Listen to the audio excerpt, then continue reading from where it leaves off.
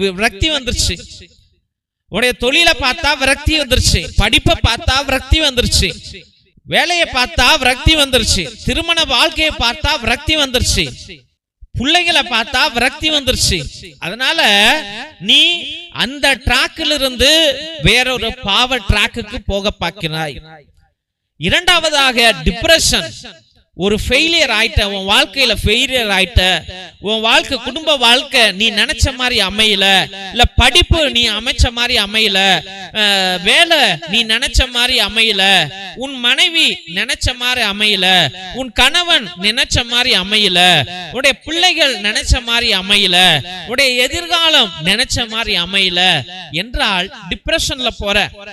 அதுல இருந்து எழுந்து நீ எப்படி வெற்றி அடைய வேண்டும் என்று தெரியவில்லை. தெய்வ பிள்ளைகளே, நம்ம எப்பொழுதும் ஒரு கிரிட்டிசிசம் வேர்ல்டுல